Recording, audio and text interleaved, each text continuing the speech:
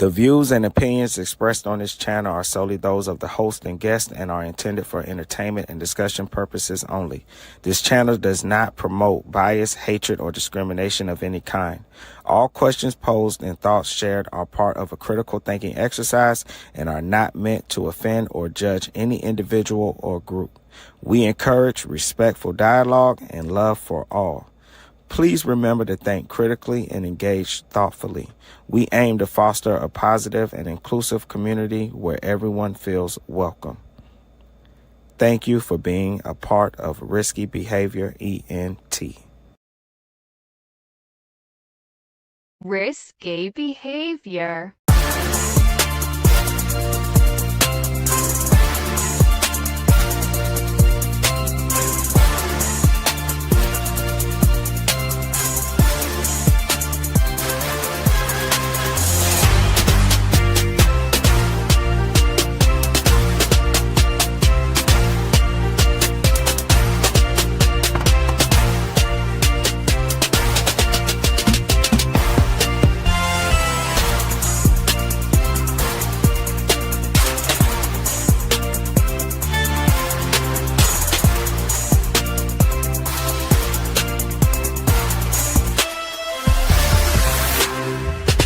Risky behavior. Yo, what's up? How y'all doing? Welcome back to Risky Behavior ENT. This is where accountability meets the uncomfortable and the truth doesn't knock, it kicks the door in. I am your host, Diabolical, and today we're diving into a case that exposes the deadly intersection of vanity, insecurity, and catastrophic decision making. This is the story of Maya Hernandez, a 20-year-old mother whose pursuit of cosmetic enhancement ended in tragedy. Buckle up, buckle up, buckle up. This is a heavy one. All right. First, I'm going to do a quick breakdown of the Maya Hernandez case. I got a video I'm going to be playing from the Law and Crime Network. Shout out the Law and Crime Network. Make sure you go to them for all, if you're a lover of true crime and just breaking down these different court cases. It's definitely where you want to be, as the Law and Crime Network. What's up? Hate Love 007. How you doing? Shout out to my boy, the Prince of Petty. Yes, we are back in the building. I had to take me a little nap. Let me see. There we go. I had to refresh my screen so I could see everything. Okay. All right. Now, let's see. There we go. What's up, my brother? Wow, what it do, bro? What's up with you, man? Hold on 1 second.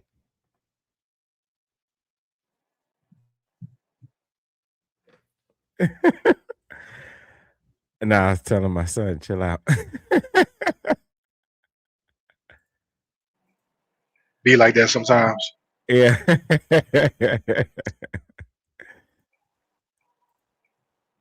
All right.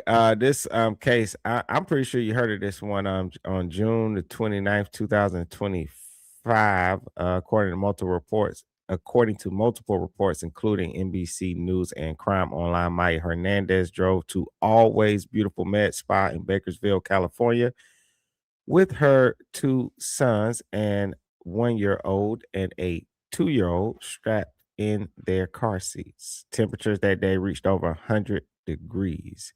Instead of bringing the children inside, Maya left them in the car while she went in for what was initially reported as a lip filler injections. Later testimony reveals she may have actually been undergoing a liquid Brazilian butt lift. Yes, liquid BBL procedure, which takes significantly longer than lip fillers. She remained inside the spa for over 2 hours, checking her Apple Watch 45 times, according to testimony presented in court. And I'm going to stop there because I'm going to go ahead and come in with the video. It's a very sad case of insecurity, vanity, and unrealistic beauty standards. Did you notice something already from so far what I said about the children, Prince? That she is, well, number one, a horrible parent first and foremost. Uh, Highly irresponsible.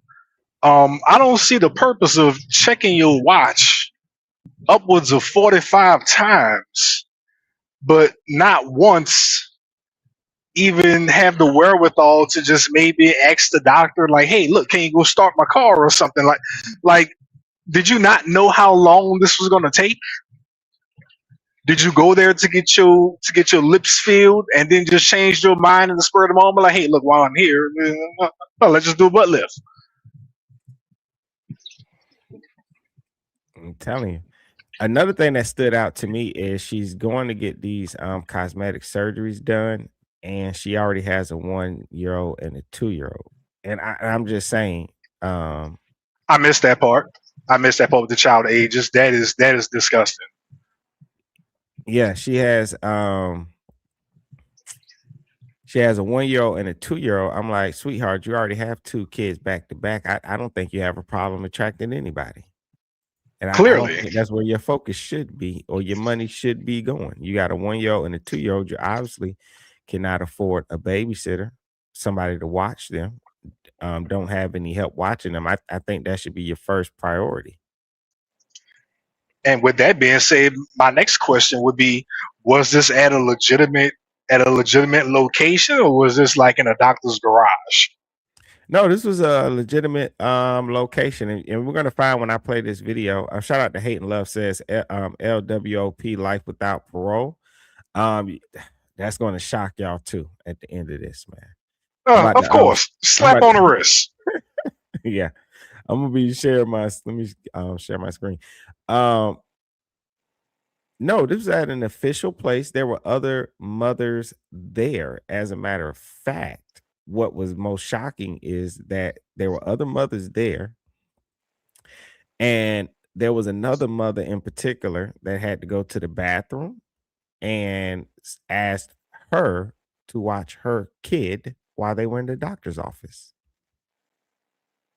So she wasn't watching her own kids, she was watching somebody else's kids inside the doctor's office. That made no sense to me because she also could have brought her 1 and 2 year old inside of the doctor's office, and those kids So could have you played together or something. so you possibly had a free babysitter while you went and did this, and you chose to just leave your kids in the car. Yeah, yep. There was other mothers there, and everybody that was there said they were unaware that she had kids waiting in the car. She was in there laughing, talking, having fun with everybody, just sitting in there chilling. Lollygagging, ha and keying around while your kids out sweating to death and dying in the damn car while you holding and playing with and watching somebody else's kids while they're getting their procedure done. Yeah, and let me see. Okay, I'm about to share the video. Also, I think they also said that she was offered that, hey, if you do have kids, they're welcome to come in here. There was no need for anything that happened in this story. Oh yeah, LOP. Oh yes, life without. Oh yes, absolutely. There was absolutely no reason for anything that happened in this story.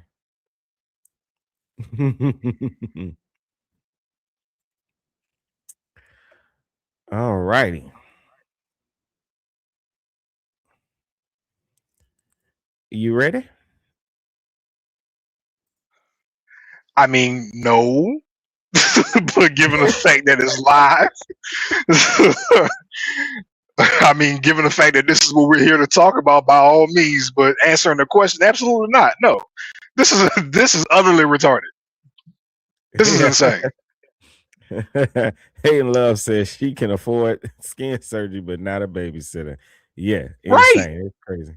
right. I just saw that comment. I just want to check the comments on the thread. Like, seriously, You can afford this, but you couldn't get anybody to watch your kid. You couldn't get one of your two children's fathers, because let's be honest, they're probably not for the same. Being honest, you couldn't get the kids' fathers to watch the kids for like what 2 hours while you went and did that and go pick them up for That's real. that's if they around.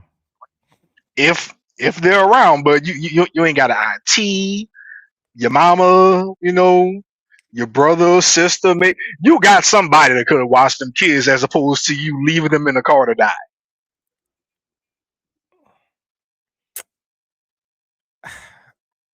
I don't know. I don't know why she would do this. It's almost to me feels like she did this on purpose. It does. It does feel purposeful. You had options. You could have bought them in. You could have had one of the other ladies sitting there watching them. You watch somebody else's kid. You could have had one of them watch yours. You could have found a family member, a friend, somebody to hold them down for you while you went and got your procedure done. The next question is, why are you getting this procedure done in the first place? Like, this just raises so many red flags, all in one take. I know. It's horrible. I can't wait for y'all to hear this. All right, here we go. Today's title is Baby Dies in Hot Car while I put baby dies in hot. I meant to say car. While mom gets lip filler, she enhances her beauty. Risky behavior. There's nothing wrong with getting a little cosmetic enhancement or a nip and tuck, unless that decision places your children in danger or exposes them to potentially fatal risks. It's June 29, 2025. We're in Bakersfield, California. It's just before 4:45 in the afternoon when officers are dispatched to the always beautiful med spa. When they arrived on scene, officers quickly learned that 2-year-old Mateo Gutierrez and his 1-year-old brother Emilio had been left unattended in their mom's car for more than 2 hours. Investigators spoke with Emilio's mom, Maya Hernandez, to find out what happened and why she would leave her 2 young children in a car unattended on a hot summer afternoon. The 20-year-old reportedly told investigators that she was at the med spa for a cosmetic procedure. Initially, police said it was an appointment to get lip filler. Maya told investigators she arrived to the med spa around 2 that afternoon. Then she went inside, saying she left her 2 sons in their car seats with crackers, milk, candy, and her phone propped up so they could watch TV. So she seemed to think nothing terrible would happen because Maya left the air conditioner on in her 2022 Toyota Corolla. But here's the thing. Officers learned her car automatically shuts off after an hour of inactivity. Officials say the outside temperature reached 101 degrees while Maya was at her appointment. Officials say that type of heat can raise the temperature inside the car to 143 degrees. According to the Bakersfield PD offense report, Maya was told she could bring her children into the waiting room, but she reportedly was concerned about how long the procedure would take. During that long stretch of time from 2 to 4:30, investigators say she didn't check on her kids. Maya said she left the med spa around 4:30. She noticed one of her children seizing, foam coming out of his mouth, and he was shaking. Maya said she performed CPR, then called police. Officers noted the front passenger side window was rolled down. When the officer placed his arm in the window, Maya's son was warm to touch. The offense report says Maya Hernandez admitted that she knew it was irresponsible to leave her kids in the car, and she thought about it when she got out of the car, but had no justification as to why she left them anyway. After being treated in the hospital, Maya's 2-year-old son Mateo was placed in protective custody, while 1-year-old Emilio was pronounced dead. She was charged with second-degree murder, involuntary manslaughter, plus 2 counts of willful cruelty to a child. The 20-year-old pleaded not guilty, and her bail was set at more than $1 million. It's now December 8th, almost 6 months after Emilio's death, and the case is already in front of a jury. The defendant sat inside of the lobby, in a chair, socializing, engaging in conversations, speaking to other patrons, helping another mother watch her child for over 2 hours while Emilio perished in the car, while Emilio burned from the inside out.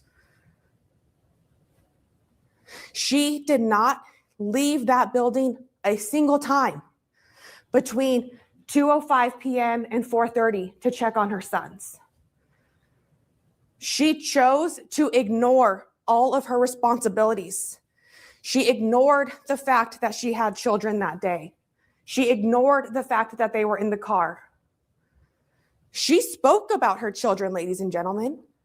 She told the other patrons in the spa that she had children. What she failed to acknowledge, what she failed to ever say, is that her children were in the car. She didn't tell anybody this information because she knew it was wrong. She knew her 2 babies should not be in the car without her in the heat. But you will hear this morning that when officers arrived, Emilio was unconscious. He was lifeless. His lips and limbs were blue. Also, I want to point out too is that she left the car running, right? And even if that car stayed running, she left the key fob for the car. She has some consciousness of the car would turn off because she left the key fob for the car. Because if you start the car and walk away with the key fob, she left something in there believing like, okay, this will keep the car running. But even that's dangerous, because what if somebody just wants to steal that car? I just don't see how anybody would feel comfortable with that. I mean, those are your babies. I just could not feel comfortable leaving a 1 and a 2-year-old sitting alone in a car like that. Regardless if it was hot, if it were cold, I would not care. None of that matters to me, because I don't want nobody to take my babies, man. Especially, we're living in a time people talk, human trafficking. People want kids. People are evil. You leaving your car running, somebody just, want to steal it. Your baby's in the back. I just think it's dangerous. I don't know why she would do that. And she was in the perfect opportunity. Come on, man. She's in the spot where it's the women. They are getting their lips filled, talking about their children and their kids. Man, them women would have loved to have them 2 babies. And then, women love babies. They would have loved to have them babies up in there watching them babies and playing with them damn babies, man. There was no reason for her to have them kids sitting in that car. And it's hot as hell, 100 damn degrees out there. Come on, man. It's just ridiculous. That's why I'm so confused, because you had options. This could have been avoided. That's what loses me. And then the audacity for you to be sitting in there and talk about and bring up your kids, the same ones that you left sitting in said car.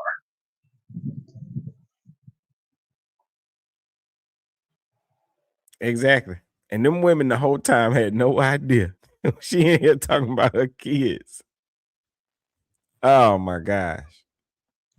Man, they should have whooped her behind when they came to slap the cuffs on her. Man, them other women was disgusted with her when they realized what was going on.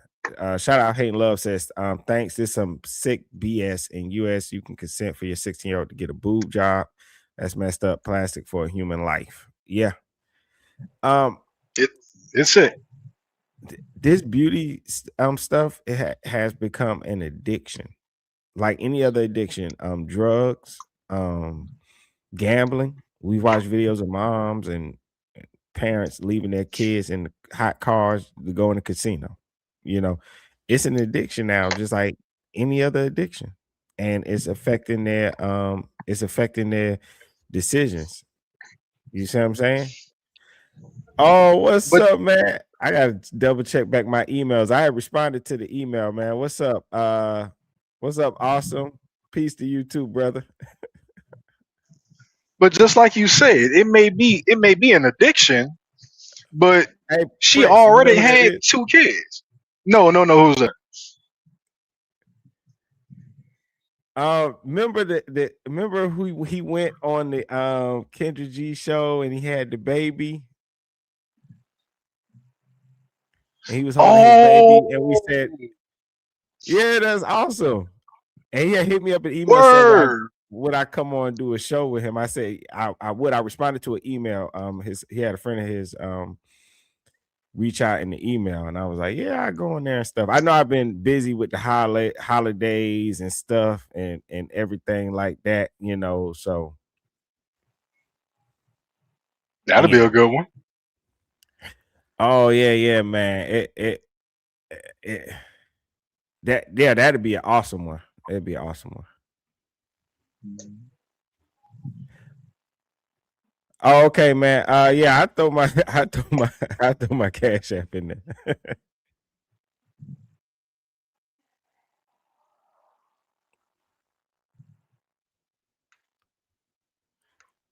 Let's see.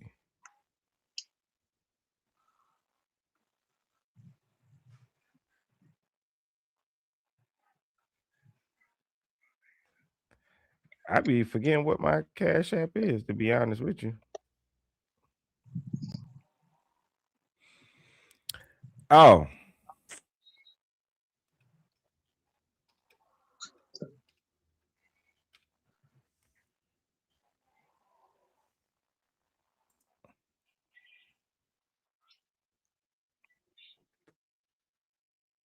Down, man.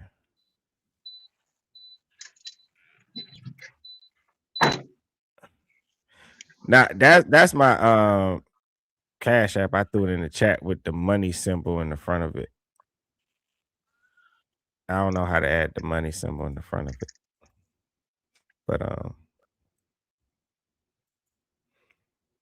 But nah, I appreciate you, bro. Coming through and stuff. I don't even usually be asking for no donations or anything like that. I'd be forgetting about that. We just be on here kicking it, me and Prince. Yeah, be on there chopping it up mainly.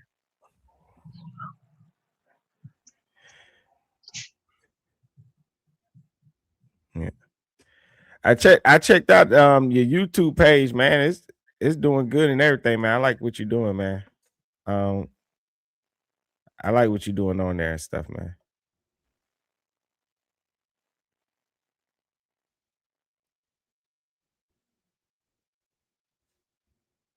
Yeah, that's me.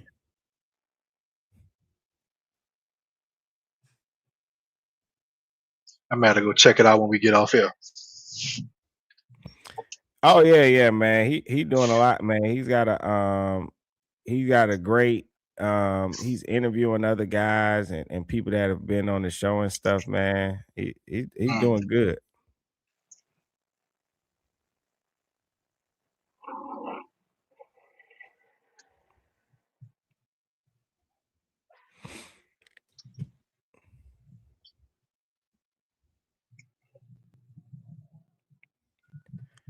Yeah, he's doing really good.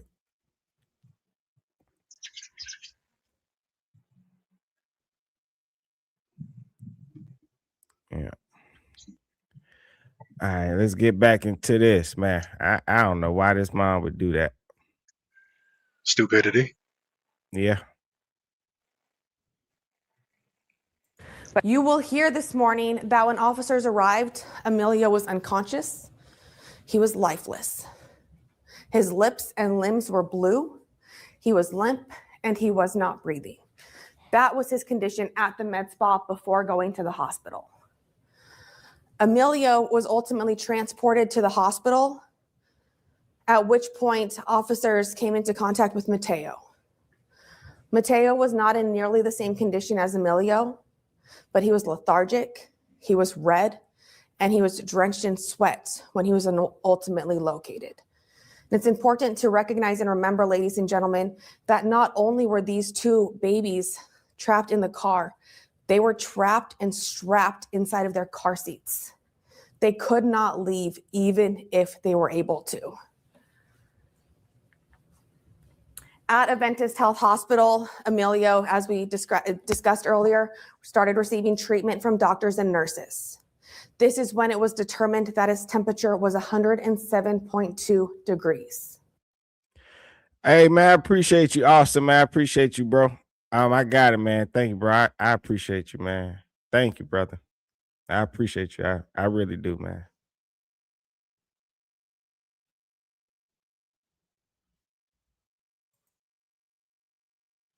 Oh man, I appreciate that, man. I appreciate it. I was glad you was able to reach out and you know, find me and stuff like that, man. And everything. Especially with even with doing the just doing the review and stuff and just everything. I'm glad that some people get mad if you do a review on them and stuff like that. So I appreciate that. And I pray I was respectful and just everything, even with doing my review and stuff. We try not to be too hard on people or anything. We just try our best to be honest and stuff. So man, I appreciate you. I was excited when I seen that you had reached out and stuff. I really was.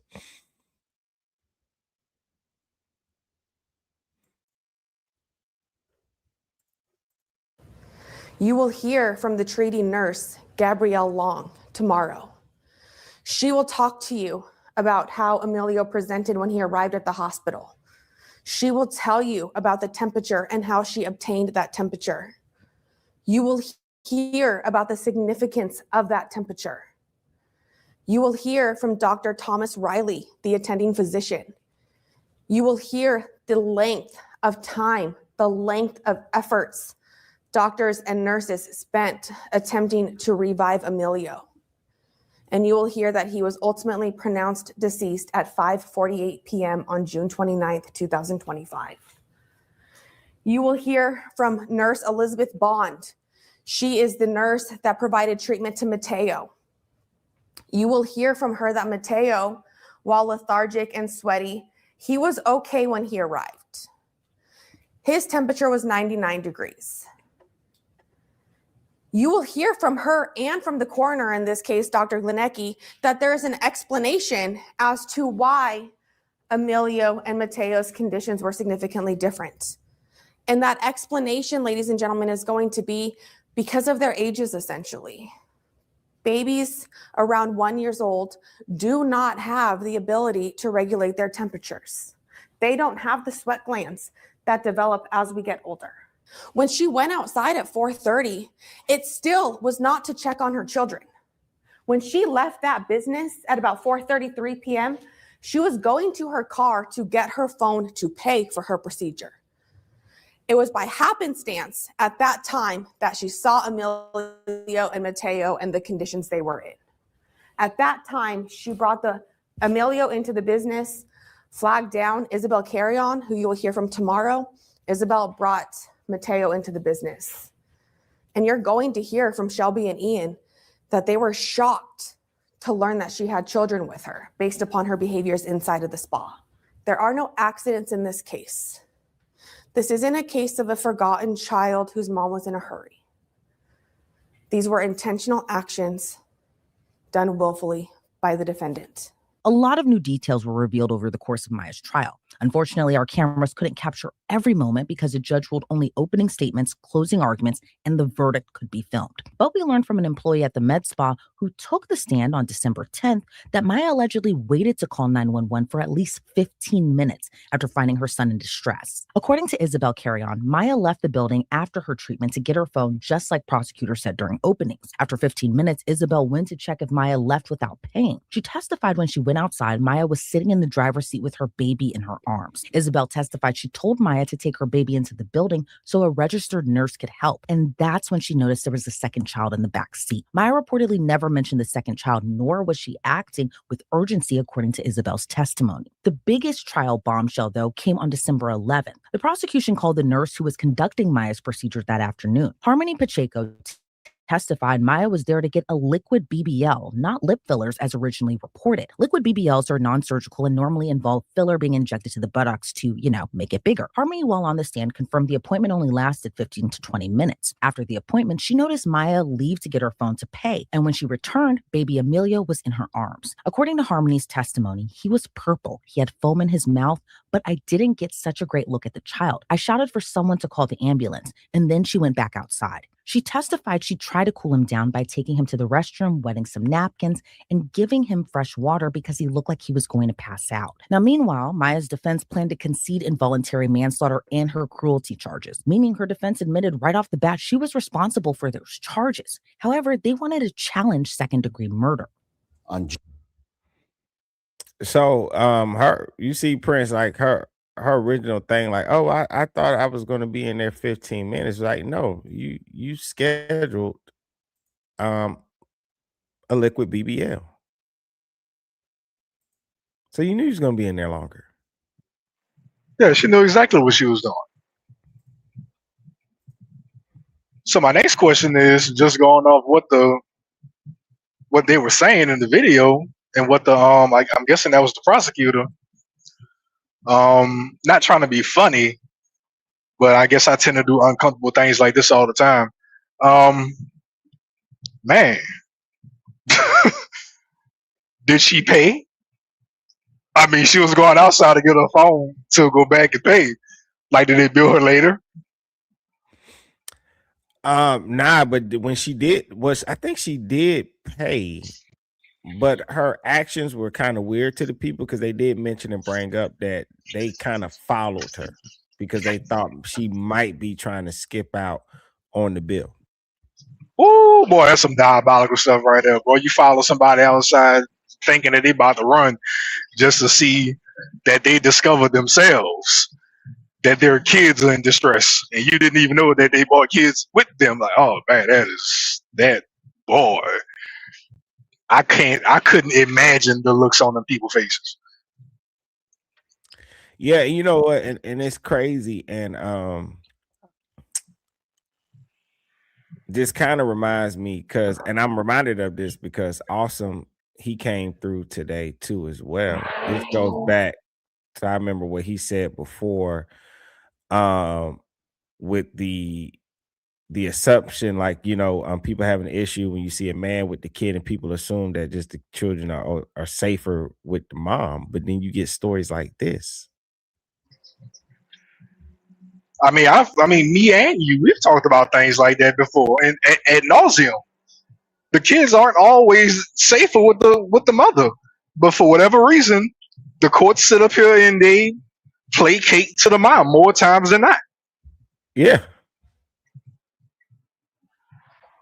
Yeah. And usually it's for a series of reasons. A lot of men tend to avoid court. A lot of men tend to not.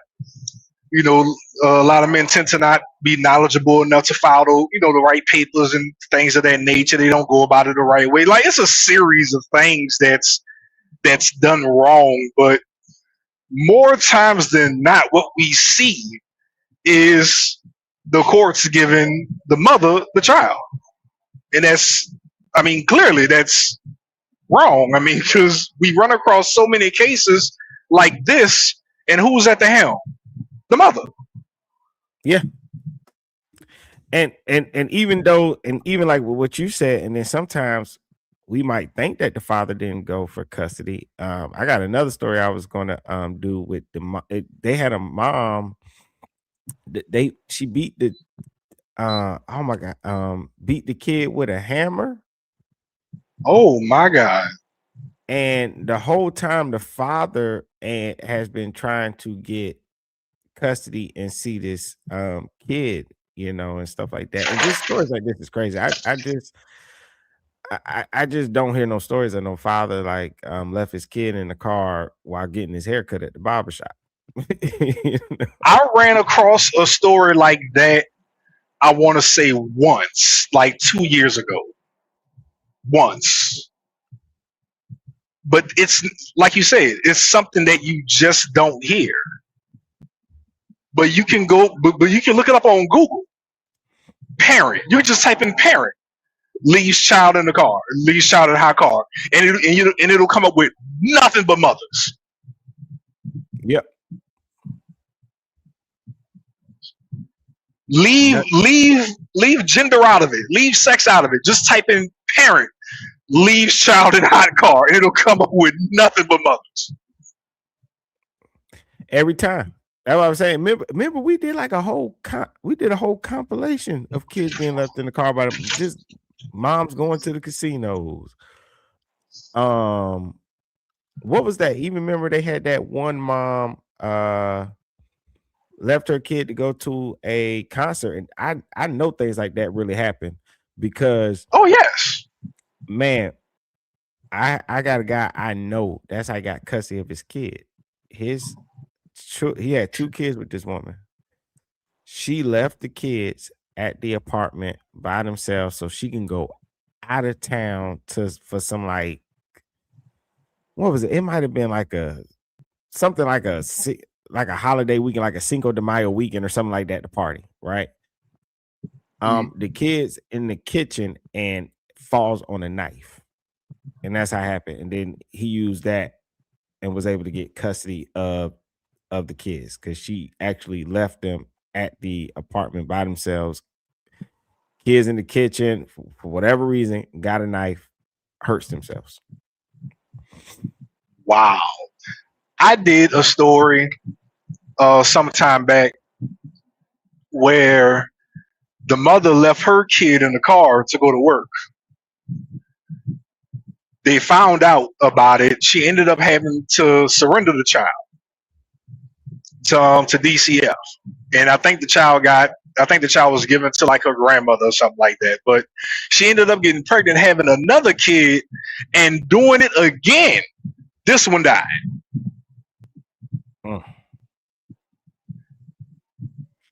It happens like that. Shout out to Awesome says dumb facts, and he says them white devils know what they're doing. They hate to see black men in roles they're not comfortable with us in. And I speak about that too. Like when people say like when they question like, can black men be fathers? And I always say, well, the system is kind of set up for you to not be a father. How can anybody be a father when you got a system that's going against you? And that reminds me of another story we did where the dude was actually arrested for they said he was behind on his child support. He went down there, paid, got caught up on all his child support.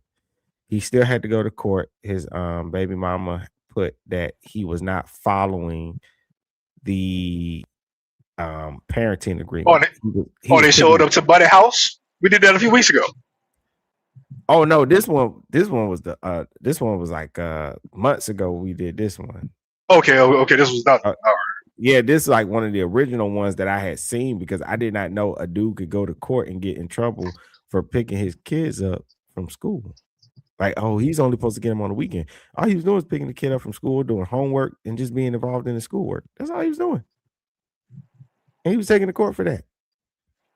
They say he was behind on his child support. He paid it up and put a little extra on it. Oh, you can't do that.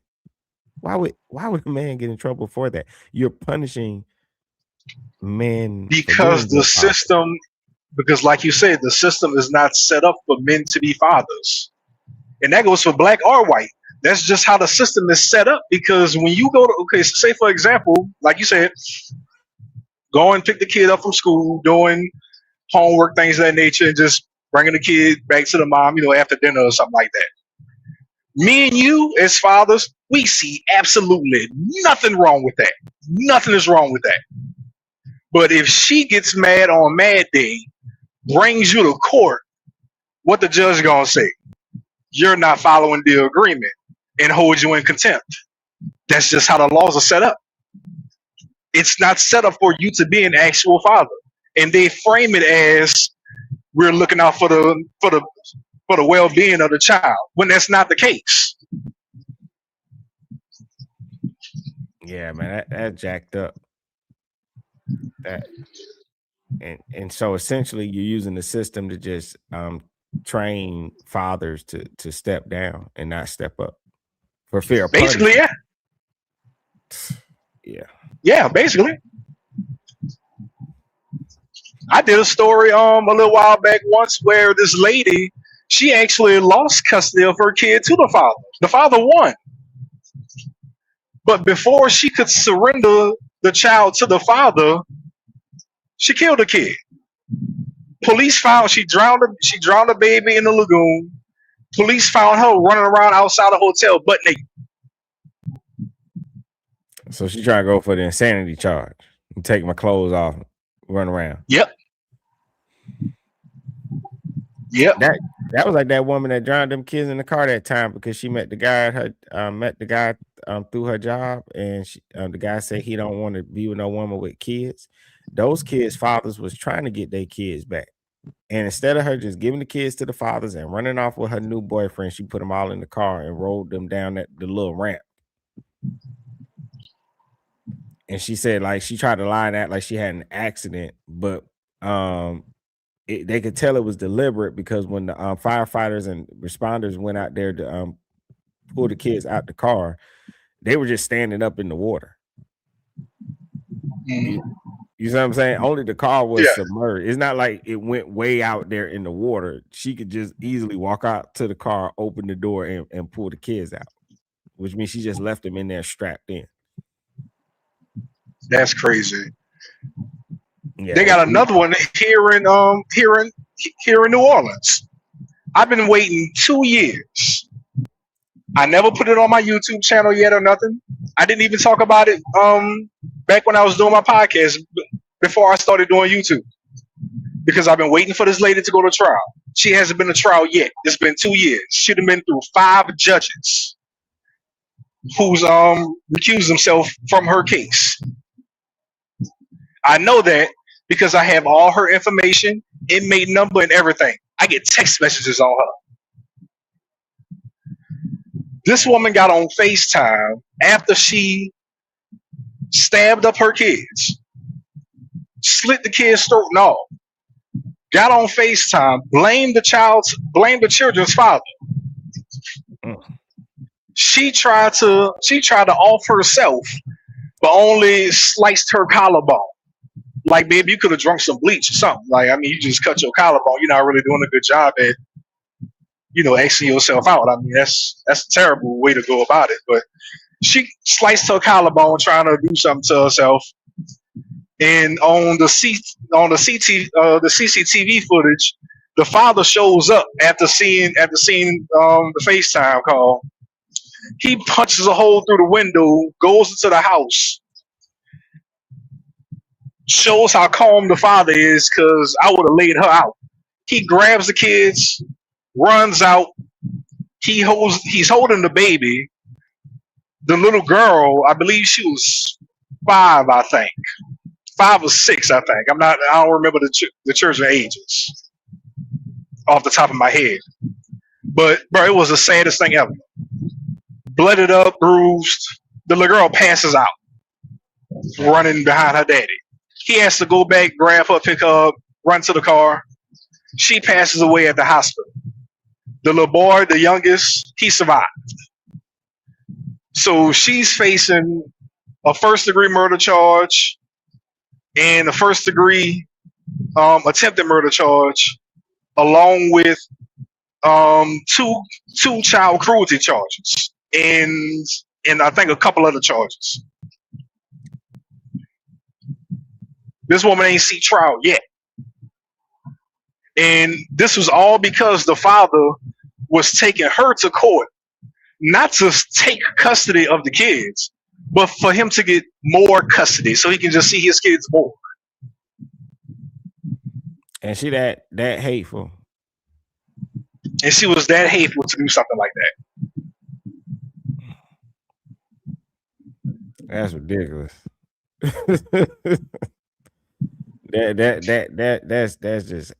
That's hateful. That's not even a love for your children. That's you only want them so he can't have them, because you don't really want them to love them. Shout out Awesome said they won't talk about this on mainstream media though. No, they won't. They'll sweep it under the rug every time. And that's why Awesome, if you go to my YouTube channel, I talk about these children like that, because when you get on the news, things like this gets talked about in passing.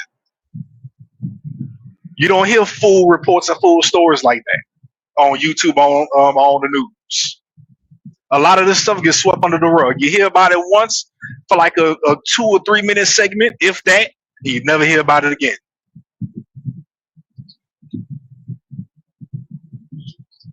And like I said, the judges, they paint this as looking out for the better well-being of the child. More times than not, the child is better off with the father. Because if you look at child support, if she needs my money that bad, why not just give me the kid? I don't need to ask her for anything.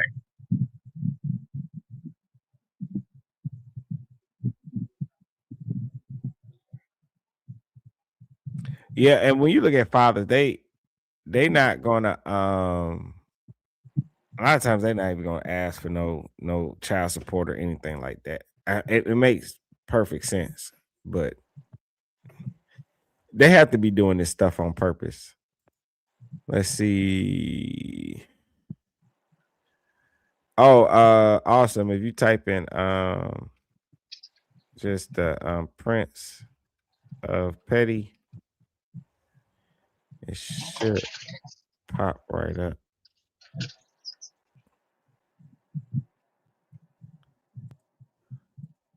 June 29th this year, Miss Hernandez left from Visalia around noon, and she drove in her gray 2022 Toyota Corolla Hybrid, and she drove to Bakersfield to have a cosmetic procedure at 31 South Railroad. Miss Hernandez arrives in Bakersfield at about 1:10 p.m. Prior to leaving Visalia, Miss Hernandez and her children ate breakfast that day. The children ate fruit cups and bananas for breakfast, and later in the day for lunch, the children ate sandwiches and fruit. Throughout the morning and the day, the children had access to milk, water, and juice. Around 1:30 p.m., Miss Hernandez went into the business to check on the status of her appointment. She returned to the car and she did text Nurse Harmony Pacheco. Pacheco was the nurse providing the procedure. Ms. Hernandez went into the business around 2 p.m. for what she thought was a 15-minute medical procedure. Before she goes into the business, she left her kids in their car seats with cookies, a bottle of milk each, and with Mateo, she left her phone so that he could watch TV. Before she went into the business, Ms. Hernandez left her keys under the seat. The car was running. The air conditioning was on. Ms. Hernandez thought that the car would stay running, that the air conditioning would likewise remain on, and that Mateo and Amelia would be okay. I want to pause for a second because law enforcement would later determine two things. One, there's no black box information in this case. And what I mean by that is that the car's data recorder cannot provide any on-off times for the engine relevant to this case. And number two, law enforcement verifies with Toyota mechanics that the car shuts off after an hour if the shift lever stays in park, and that timer system in that car is reset if the brake pedal is depressed or if the shift lever moves, neither of which unfortunately happened in this case. Things at the business were running behind, and Ms. Hernandez stayed in the waiting room too long. And when the procedure was done, she went back out to the car and discovered that something was very wrong with Mateo and Amelia. Mateo's cheeks were red, and that's something that happens with him according to what Ms. Hernandez will later tell law enforcement. And when Ms. Hernandez took Emilio out of his car seat, Emilio started shaking. In her own words, Ms. Hernandez starts freaking out. And she initially believes that Emilio's having a seizure because Mateo had a seizure once before, and to her, it looked the same. Ms. Hernandez calls 911 twice, and in between takes Emilio inside the business to the nurse. Ms. Hernandez attempts CPR on Emilio, and 911 helps her with that. But tragically, it doesn't work. And neither do the attempts by medical personnel. Later that day, Emilio is pronounced deceased at 17:48 hours, which Ms. Hernandez learns during her first interview with law enforcement. Mateo survives, thankfully, because his sweat glands have developed. Emilio succumbs to hyperthermia because his have not. Now, you've already heard that this case involves 4 counts. I want to say at the beginning of the case, here and now, that I intend to concede the counts related to involuntary manslaughter and child endangerment that are charged in counts 2, 3, and 4 when I speak to you again near the end of the case. That doesn't relieve the DA of the burden of proof of all the counts, but the defense is challenging the second-degree murder charge in count 1, and when I speak to you again at the end of the case, I am going to ask you to find her not guilty of that charge. When it was time to present the defense's case, Maya took the stand. She testified she packed her sons into the car and they headed to Bakersfield. Jurors heard a recording of her 911 call where she reportedly was speaking frantically with dispatchers as she attempted CPR. But during her cross-examination, prosecutors questioned her about the text messages indicating she was allowed to bring her children inside the med spa for her appointment. Prosecutors also questioned the other risks of Maya leaving 2 young babies inside a car unattended for more than 2 hours, like the risk of her car being stolen or her children choking while being left by themselves. Maya reportedly responded she didn't think of those scenarios at the time. The 20-year-old testified she thought her sons would be safe inside her car and she wasn't expecting her car to shut off while it was parked. She said she only recognized the consequences of her decisions after what happened to her sons. It's now December 16th, 2025, the time for both sides to give their final message to the jury.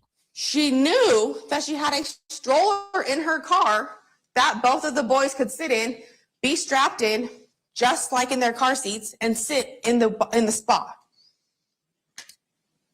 She chose none of that, ladies and gentlemen. She arrived in Bakersfield. She chose to go inside at approximately 2:04 p.m. And at that time, she chose to leave her children in the car.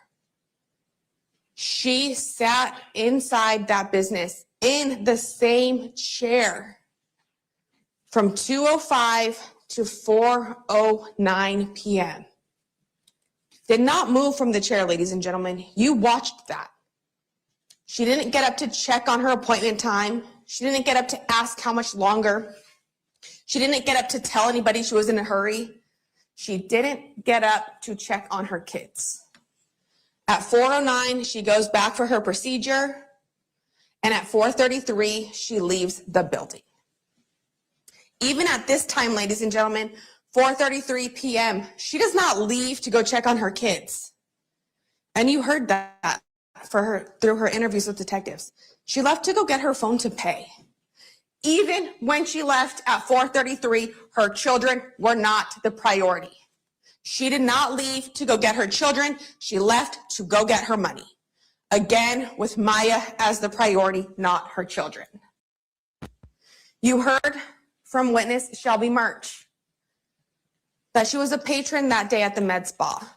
She was also waiting for her procedure. She was there approximately 30 minutes before the defendant arrived.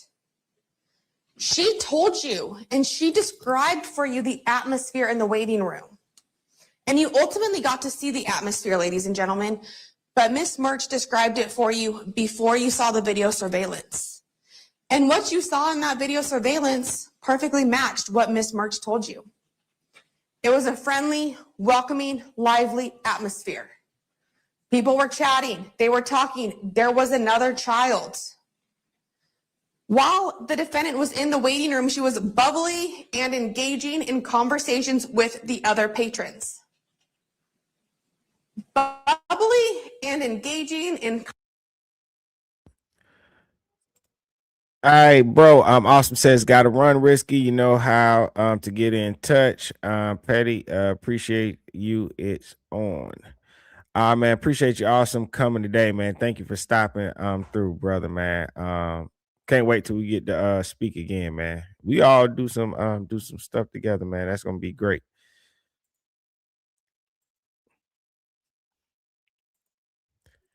And I don't know, but Prince, hopefully you and Awesome together though, man. With the way y'all talk, y'all tear the y'all two together commentating on, you know what I'm saying, some of these videos, man. I love to see that. Try to get us kicked off YouTube, remember? Nah, y'all ain't gonna get kicked off, man. Yeah, cause y'all not bad. Y'all be on point. I some people they be crazy. I joke around, say like you gonna get us kicked off YouTube, but it be on point. It be the truth. Yeah. And I think surprisingly, a lot of people on YouTube is tired of the censorship. You know, so you know. Conversations with the. Oh, but you see here, it was another baby in there. That's what I was talking about earlier when I'm like, she could have just took her kid inside with the other mom. She watched that other mom's kid. There was no reason for her not to bring a 1-year-old and 2-year-old in there. And 1-year-old and 2-year-olds. I mean, They that's the move same age around, but bracket. not as much. Yeah, so they could play together. I mean, well, if you traveling around with a 1 and 2 year old, come on now, you got toys in your car. Yeah, man. It just was no reason for that. They could have been watching her phone and eating their milk and cookies that she had for them inside the doctor's office, in their car seats. And judging by if that's a prosecutor, they definitely got involuntary manslaughter. That's A1 right there. They definitely got that. I don't know about the second degree murder because I don't know what second degree looks like in that state. But they definitely got her for involuntary manslaughter. They definitely got that. Yeah.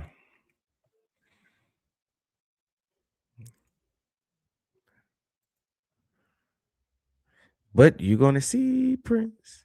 Don't want to ruin it. The other patrons, she told them that she had 2 little babies. She told them what her plans were for the 4th of July in a few days. What she didn't tell anybody inside of the waiting room was that her 2 little babies were actually there. What she didn't tell anybody in the waiting room was that her 2 little babies were strapped in her car. She testified, I didn't tell them because they're strangers and I don't want to tell them about my life. But ladies and gentlemen, this is where you get to use your common sense. You know better. You know that's not why she withheld that information. She was talking to these people about getting things injected into her butt. She was talking to them about her plans. She was talking to them about the fact that she had children. Oh, but the fact that she had them with her was simply too personal? No, ladies and gentlemen. She knew that it was wrong and that it was criminal, and that if they knew, she would have a problem. That's why she didn't tell anybody her kids were with her in the car. After the defendant's procedure, the defendant left the building and went outside. Shortly after, a few minutes later, the defendant came in carrying Emilio. Emilio, who was completely limp, turning colors, his limbs just hanging. She came in and brought Emilio into the nurse's room. Shortly after that, Miss Murch saw Isabel Carrion come in with Mateo. And Shelby described to you how Mateo looked. He was gasping for air, had bubbles coming from his mouth, had peed through his diaper, sweat through his onesie, was holding an empty bottle. You also heard that he looked like he was going to have a stroke, and that when she touched him and held him, he was hot to the touch. And ladies, and I want y'all to notice too, she left the kids out there for that long now, and then check on them for all this time. One is it's hot out there, so that's one reason you should go out to the car, right? To make sure that they don't overheat. Another reason you should go out to the car is because you want to make sure nobody saw a car running in the parking lot and just said, "Hey, let me jump in it and go for a joyride and steal it," right? And another reason is you left them with cookies and drink. They're 2 years old and they're sitting in the car seat. Here's another thing. Anybody got kids, you leave them in the car seat because of the car seat's position and how they're strapped in. Sometimes they choke. They stuff food in their mouth. They choke. That's one reason. Another reason you would check in on them. And also another reason that the prosecutor pointed out, another reason you would be going out to that car to check on them. You don't want your kids sitting in pee and poop. Yeah, you might want to go change them. You might want to go clean their butts. In 2 hours, he done peed through the diaper. Yeah. How big was that bottle? I doubt that baby probably peed on the way to the appointment, and she didn't even change it before she went in. Couldn't have. There's a million reasons why she would have to go back out to that car within 2 hours. 2 hours without your eyes on your kids. You wouldn't even do that in the comfort of your own home. Absolutely not. That in and of itself is child abuse. Yeah, you would not even do that in the comfort of your own home. That's crazy. And gentlemen, these characteristics, these observations are of the child that survived. These observations, gasping for air, bubbly mouth, hot to the touch, those are of the child that is okay. Imagine what Emilio was going through. She and Harmony took Mateo into the bathroom where they put water on him, tried to cool him down. They continued their attempts to cool him down when they brought him back out. You actually saw those attempts in the video surveillance where Shelby's holding Mateo and Harmony's patting under his clothes with the wet cloth, trying to cool him down. Then they go and rinse out his dirty milk, rotten milk probably at that time, bottle, and fill it with water for him. And Shelby Oh my God, also it told was you something milk. It wasn't that was even very juice or telling, water. ladies and gentlemen. While the defendant was in the waiting room, she was Say that again. The bottle was a milk bottle. It wasn't even juice or water. It was a milk bottle. Milk sitting Oh, in yeah, heat yeah. for 2 hours. Seriously? Yeah, that's what I was saying. The milk and cookie. Yeah. Disgusting. Bruh. If the heat That didn't was kill the baby, cheese. the milk would. That was cheese by the time they came back out there. Yeah.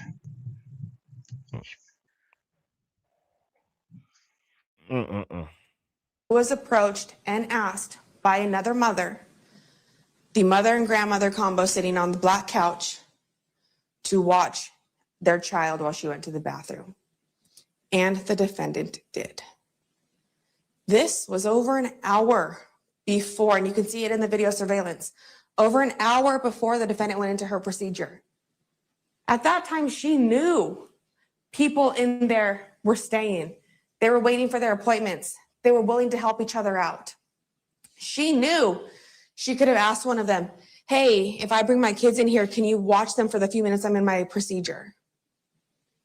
She knew there were options. She chose not to take those options because that would have interfered with her break. You heard testimony that they thought that she was going to run out. They thought she was going to dine and dash on the BBL. So take that for what you will.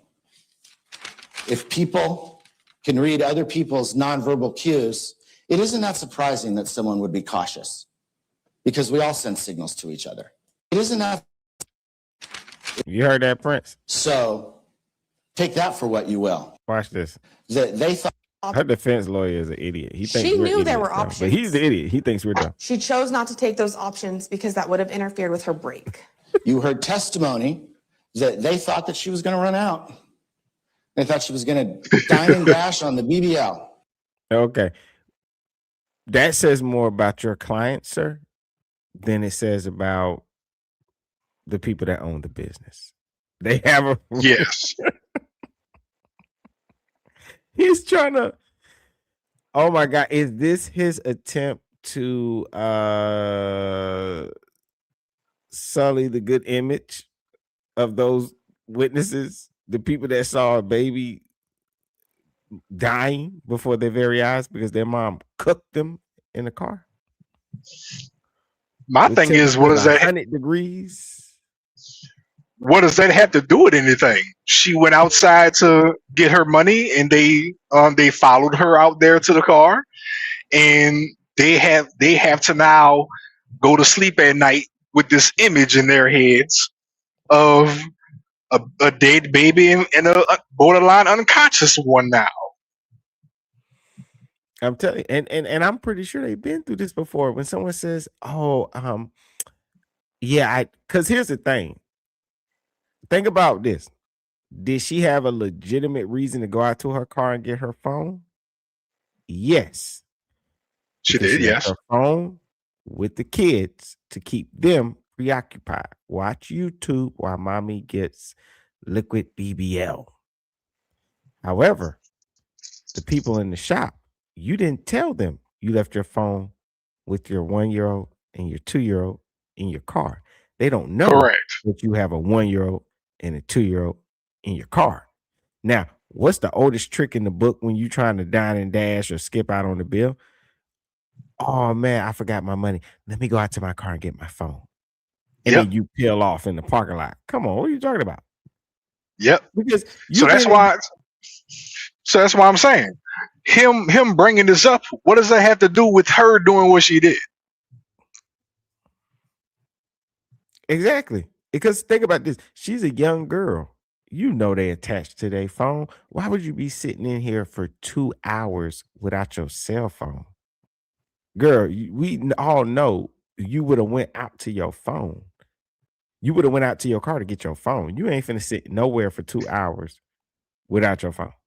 You just not finna Right. do it. And then when it's time to pay, you need to go get it. Like, what are you talking about? You would have been got it to check your text messages and your Instagram DMs and or your TikTok or whatever. You would have not.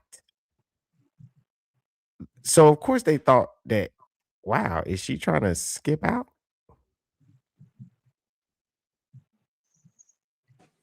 Like So, is this case about the owners of the place or about the mom? Yeah, exactly. So I don't know why he's doing that. Yeah, he's an a- idiot. He is. take that for what you will. Take that for what you will. Like, okay, and yeah. Right, yeah, exactly. And I mean, like it has nothing to do with the topic at hand. That has nothing to do with why we're here right now. Man, I squeeze him by the back of his fat head, man, and try to put some new ideas in there, dog, because this ain't it. You doing a sucky job. If people can read other people's nonverbal cues, it isn't that surprising that someone would be cautious, because we all send signals to each other. Some good, some bad, some friendly, some mad, etc. For the medical witnesses, Dr. Riley was the ER doc. You can tell he's just making it up as he goes. When he's talking about the social cues and the signals, he's trying to excuse her behavior as to why she did not let anybody in the shop know that she had 2 children in the car. He's trying to say that, she don't know those people and she was weary to share personal information. Even though she told them all about how she has kids, even though she's in there, they're all discussing their liquid BBLs, even though she's in there discussing her plans for the holidays and what she's going to do. She shares all that personal information, but this is the reason why she kept that personal information about her kids being trapped in her hot car. This is why she didn't tell them that. This is one of those situations where you really question how and why did somebody pass a bar exam? I don't know. I know he's been at the bar eating a lot of hot wings. Oh, he has. Oh, he's definitely done that. Oh, yeah. Boneless, the best sauce, dipping in the best of the best blue cheeses or ranch. Well, it sounds like he need to go back and have a few more drinks, a few more wings, and wish he could take back what he said during this case, because this is asinine. Yeah. And unfortunately, and spoiler alert, the only reason he gets away with it is because his client is a woman. And that's the sad thing. It doesn't even really matter what he says. Of course. I mean, we all know that. Yeah. But did he pass the bar? Yeah. Walking down the street, he passed a lot of bars. He passed a lot of bars. Dr. Glenisi testified that there were no abrasions, bruises, lacerations, scars, or burn marks. We had the 2 nurses that testified from the ER. I'll come back to Musako down the road. Just like with the civilians in the spa, the treating medical professionals testified that they were affected. Yeah, they're human. Anyone. Did he just quote take the civilians? They were actual civilians in the spa, though. Why would you do that? Saying this dude should not be an attorney. This dude should not be an attorney. The civilians, were they not really civilians? What else would they have been? Now, what we could do that to is your client, like the caring mother. That's where you would do that, right? Because her actions don't match what you're trying to depict her as, right? So you say the caring mother, but you don't do that for the civilians if they was actually civilians.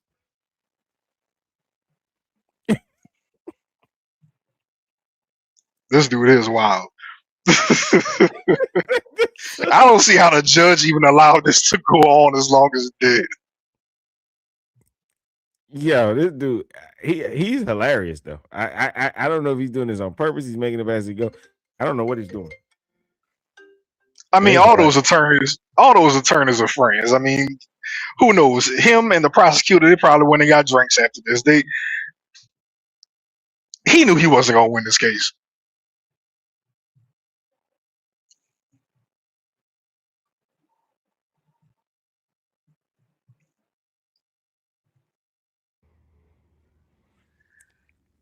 That was my son. Teenagers making their own plans, forcing them upon you. You know, my teenager, because he's really 50 years old. So my teenager. Nah. You got that quote unquote 50-year-old teenager living with you mooching. The civilians. No, they're really civilians, sir. Why are you doing that? Oh my God, this guy is an idiot. You're stupid. The prosecutor had to have had a laugh at that. She had to have giggled at that. Oh my God. Oh. You know, he's a risk taker anyway. I'm looking at his tie. This is a risky dude. The civilians. They're civilians. But okay. Ooh. His parts are my favorite part of the video, if you can't tell. Like I've watched this like 4 times at least, just for him. Like the things he was saying was insane. I'm like, what is wrong with this dude? Whew. One would be. Now watch this. But when it testified the civilians in the spa, just like with the civilians in the spa, the treating medical professionals testified that they were affected. Yeah, they're human. Anyone would be. You see what he just did? He's minimizing their statements. He's minimizing their trauma. He's minimizing their pain. Yep. What? Professionals testified that they were affected. They were affected. They're human. Anyone would be. So when they testify, he's trying to get the jury to say, do not be moved so much by their testimony because they're human. I mean, anybody would have been affected seeing a dying child. Yeah, okay. Don't act as if what they said was such a big deal because what they said was so obvious because we're human. Anybody would have been affected by seeing a child dying. So it's really not that big of a deal. That's what he's saying. Mm-hmm. That's what his words are suggesting. He's trying to tell them, don't be so emotionally moved by their statements. Because, yeah, I get it, whatever. Who wouldn't be? That's why I tell a lot of people I couldn't be a defense attorney because some of the things I hear these people say, bro, is crazy. It's utterly disrespectful.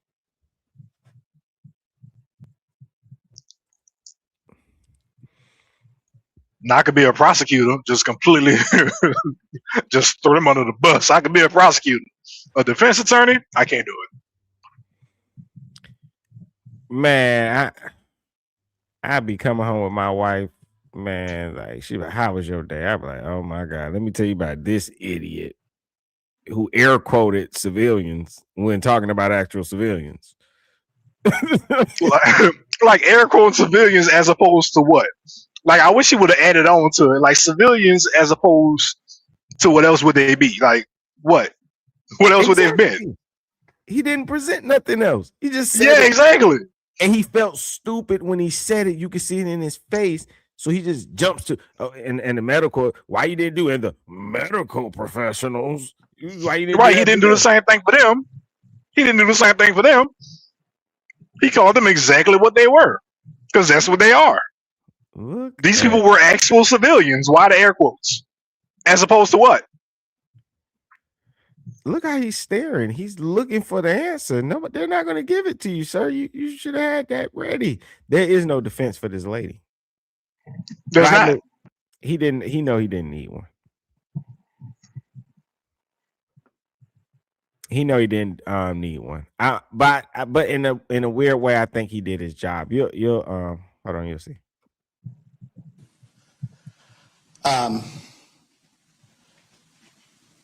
But it, The jokes write themselves. Did he just pause? Watch.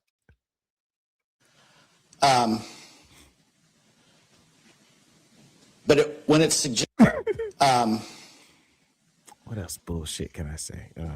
when it's suggested, What else can I air quote? when That was a long pause. Damn, I forgot what I was going. What bullshit? when it's suggested, Damn, I knew I had some other shit I was gonna say. Well, I forgot it. when it's suggested, Damn, I should have wrote it. Damn. when it's Man, let me Something told me to bring that notepad up here. when it's damn, I shouldn't have had that last mojito. when it's Man, this churro is in my stomach. when it's I really gotta take a shit. I'm crowding. Oh my when damn, put my hand in my pocket. Act like I'm saying something smart. when it's suggested to you that Dr. Riley tried everything, well, what else is he going to do?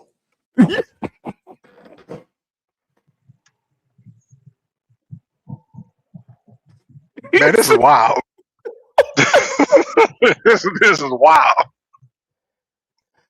I don't mean to laugh. He said, but when it's suggested that Dr. Riley tried everything, what else is he gonna do? Like,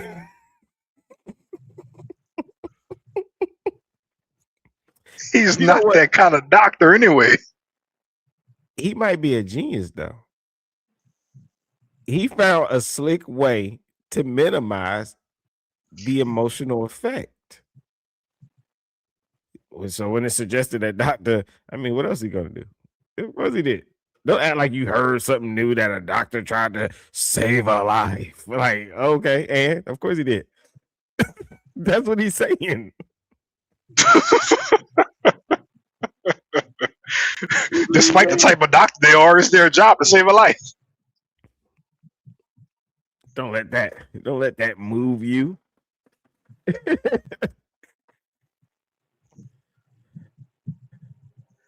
He's not going to come up here and say that he tried 3/4 to save someone. So facts and emotion, what moves the needle? Not saying the guy did a bad job at all. What I'm saying is it's okay that he is upset with this. Anyone would be. But when he comes and says, we tried everything, well, yeah, of course you did. I'm glad you did. But if He's making me spit Seriously? on my mic, dog. He's making me spit on my mic. Hold on.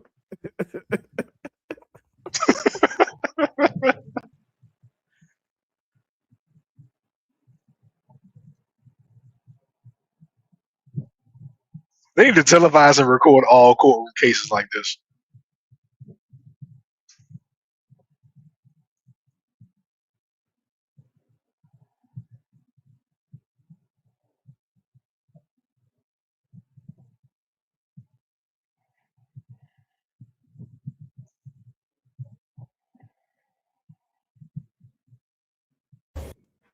Hey, yo, can you hear me? Yeah. I was saying they need to televise and record all courtroom cases like this. I done unplugged my damn Opening mic. statements and all. Oh man. Let's see. Okay, I got the right mic. I unplugged my mic by mistake.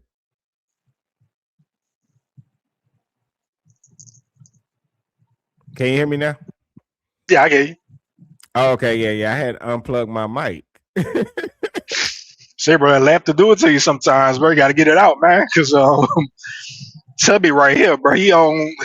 I mean, like he might be a genius. He might be a genius, but you got to admit, this junk is funny.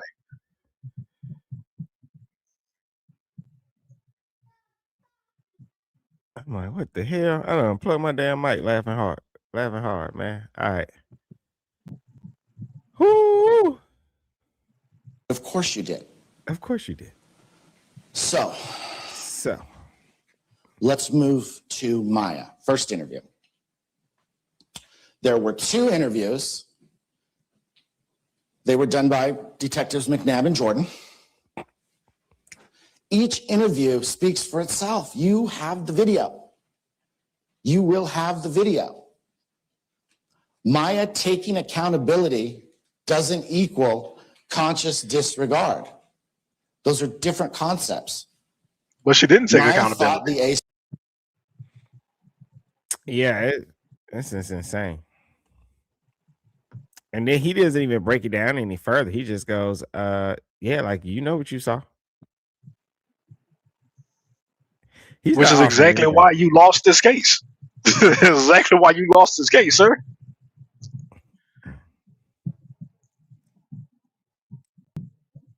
I don't know. AC would stay on. That she said that in the first interview. She didn't know the car would turn off. She left the fob under the seat. She left cookies, bottles, a fruit roll up, an iPhone for Mateo, and she left them in car seats. That's what she testified to. Bottles, plural. Yeah. She also said she never read the manual. She bought it and she started driving it. Well, but still, that's a lack of accountability. A car comes with a manual. It is up for you to read your manual and understand the way that your car works. Well, in this particular situation, being perfectly honest, a lot of people don't read the car manual. A lot of us just drive the car and we find out stuff on our own. But in this case, looking at it the way he's framing it, if she would have known that the car cut off after a certain amount of time, yeah, it will come off like you were trying to kill your kids at that point. Oh, yeah. You are right. Yeah.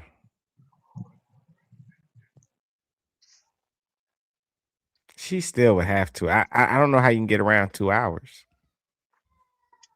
2 hours is a long time. You know, And that's when why, you have your kids by themselves, right. like even when you're just by yourself at the house, you don't just lock your kids up in a room and go do something you want to do for 2 hours. You're at home. No. When my daughter was 2, if she was out of my sight for 10 minutes, we got a problem. Yeah, that doesn't make any it still doesn't make any sense. It's still neglect or whatever. Do I think it should be like second degree murder, first degree murder, something like that? No, I couldn't in my conscience say anything like that. But I know it's not nothing. Oh, she did. Oh, she's getting something. I mean, definitely that involuntary manslaughter. I wholeheartedly believe this is involuntary manslaughter. I don't want to ruin it for you. Man, look, bro, I already typed it in the chat, bro. If this woman get house arrest, I'm leaving. I ain't got time for this. I'm not taking it no more. I'm sick of this. We shall see. So again, Do with that what you will. Do with that what you You already heard the 911 call, and I hope you'll listen to it again. I'm sorry, I keep pausing. Can you imagine a dude getting caught cheating by his wife? Like, you caught me cheating. You got upset. Who wouldn't? Do with that what you will. And just walk off. And at that point, that's when you see on the news, defense attorney shot the back of the head. Do with that what you will. Mm-mm. That call was frantic. Listen to her voice in that call. She tried to ride in the ambulance, and she was not allowed.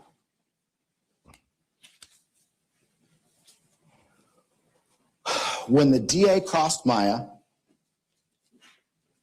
counts 2, 3, and 4 were proven.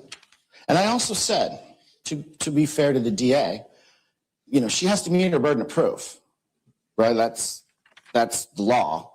She has to meet her burden of proof, but we're conceding 2, 3, and 4. My point is, Maya was criminally negligent. That much is clear. Her behavior was absolutely more than ordinary carelessness, inattention, or mistaken judgment. She was reckless in a way that created a high risk of death, or GBI, and a reasonable person would have known that acting in that way would create such a risk. That's why this is involuntary manslaughter and child endangerment. That's exactly why it is.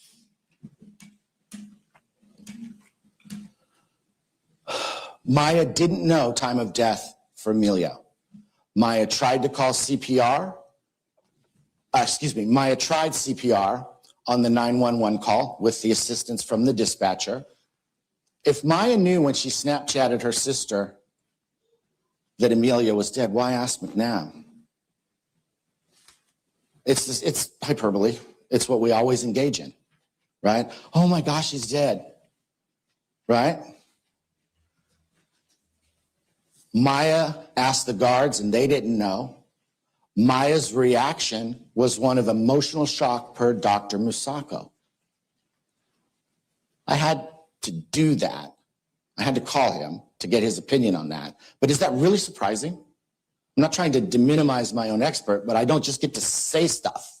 I have to give you a basis. That'd be like the recreation. I have to say, hey, this is an expert. These are the tests that he performed. This is his opinion on this case. The point here is that Maya did everything right as soon as she could. The jury had a huge task. Ooh. They would be the ones deciding, is Maya What? guilty of what she's been charged with? Is she not guilty? When the verdict was delivered, the jury's decision. Say that. I was shocked at what he said at the end, that she did everything right. What? Yeah, he's saying like when it mattered the most. That's what he's trying to say. I have to give you a basis. That'd be like the recreation. I have to How about say, none of that, hey, Matt? How about none of that happening is to an- begin with? I guess he's trying to say, really paint it as a mistake that this, I don't know how he gets around with the neglect. I think what he's trying to fight is because he's trying to fight off the murder charges are like the manslaughter is what he's attacking. I think he's giving up on the fact that it's her fault. Right. Yeah. Let's see. Facts DA cross of Maya 2. Maya didn't know TOD for Emilio. Time of death. Maya tried CPR on the 911 call. If Maya knew when she Snapchatted her sister, why ask McNabb? Maya asked the guards and they didn't know. Maya's reaction was one of emotional shock per Dr. Musako. Not surprising. Maya did everything right as soon as she could. Yeah, you're right. Dude might be a genius. But you are right though, because you could have not left them in, the hot car. So did she do everything right as soon as she could? No. You're trying to say that could only presented itself later on in the face of tragedy, when could presented itself in the beginning where tragedy could have been avoided. So no, Correct. that's an incorrect statement. So you're right, Prince, on that one. It's just incorrect if you're going to say as soon as she could, she could have always did something different. She could have brought her kids inside with the other mom and their baby, because she held another mom's baby while that lady was handling her business, or going to the bathroom and stuff. So like, and they told her kids are welcomed in here. That's why it shocked me when he said that. Like, bro, wow. No. Yeah. And 1 and 2 year olds, they move around, but they don't move around like that. It's plenty of times we've had to go sit in offices or doctor's offices and stuff. You just take them in their car seat, leave them strapped in their car seat. While they in the office, they don't move or do anything. They'll just sit there. Now when they like 3, 4, they ready to get up and walk. That ain't gonna work. Yeah. But 1, 2, it works. 1 and 2, they'll just sit there. They'll just chill out. Like, they're not doing anything. So I don't know. I can't honestly say that I think she's like evil or anything like that. I think that this addiction to beauty, she's had 2 children back to back. I'm pretty sure no father is around, and I'm pretty sure she's placed herself in a desperate situation where she's grasping at straw. She's grasping for anything to make herself feel better. And at least if I'm still beautiful, I feel better about myself. And that But she's not. clouded her. She's judgment. not ugly at all. She's not. But this is whatever she's going through in her life is manifested this way. Well, she don't feel that way. Man, this story is heartbreaking, bro. You got this chick here, then this attorney, mitigate, man. That's wild. Whatever going on in her life, she is chasing something to escape. And it's clouded her judgment. Most people really not even evil like that. I don't think this is a crime that she did on purpose. I alluded to that and said that because it makes it look that way. Just on the outside looking in, like, did you just do this on purpose? Did you leave your kids with 2 kids? But I don't think she's an evil person or nothing, man. But she's lost, man. Yeah, definitely lost. Absolutely lost. Yeah, she's lost. Also, when I thought maybe she did it on purpose, maybe she just didn't have any help and she was looking for a way out or something. And I was looking at, because I do agree that her reaction with seeing her kids in the condition they were in, right? But we got to be honest here. People do things, and then when they see it start to unfold, they can change their mind. Like, oh my God, I changed my mind, and then let me do CPR and try to save the kid. So Right. because and I say that because that has happened. Remember, they had a father. He drove all the way to work with his kid in the car. What almost helped him, was because they show his route. He would pass by his kid's school, drop them off, and then come back out, go back to the job, go to his job. They showed him this particular day. He just drove past the school, kept going, went to work, his car went in the building. And so it looked like, oh man, he honestly just tired. You know what I'm saying? Just the day-to-day things, rushing and stuff, and just made an honest mistake. But then here's the kicker. They discovered that he actually went out to his car in the middle of the day to he went to grab something, but he's like, he didn't look in the back seat. He just grabbed it out the passenger seat. And that's just hard to believe that you didn't see your kid in the back seat when you walked out to your car. You just lay. That's like, you know what that is? That's movie shit. You know how in the movies where the person's sneaking around the abandoned building and they hide on the side of the wall, and when the guard comes to the end of the hallway, he don't look left or right to see you. He just walks to the end of the hallway, turns around and walks Turn back. around and walk away. His patrol. Like, get out of here. This ain't the video games. You know how you know how in the video games, on the map it'll show you the guard moving around and it shows you their view like a triangle, like a you know Yeah. what I mean? Like, come on, you got the triangle view in real life? No. And stuff, but you have people that have done things like that. I think Prince, you're the one that did the story with the we did two of them. One of them was the guy, he went inside and he was playing video games, left the kid in the car, he Yeah. was playing video games. Yeah, I remember that one. Then we did the other one with the social worker. She had been taking this kid for his supervised visitation. She comes back to her house and takes her groceries. Ran errands and everything. Yeah. Running errands and everything with the kid in the back seat. She was supposed to return him back to the school after his supervised visitation with the father. Takes him on errands, grocery shopping, goes back home, goes in the house, just leaves him in the car. Yeah. So I don't know. Expert. These are the tests that he performed. This is his opinion on this case. The point here is that Maya did everything right as soon as she could.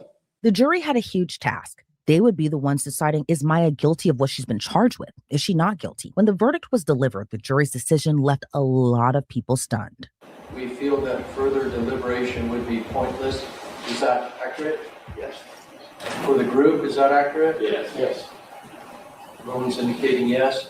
Okay, so I'm going to ask each one of you the same question. It's actually multiple questions in one. If any of these things you believe would be helpful, let me know.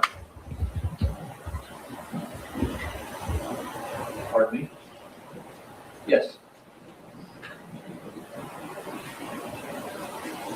Is there anything further? I'm just asking juror number one right now. We'll go down the line all the way.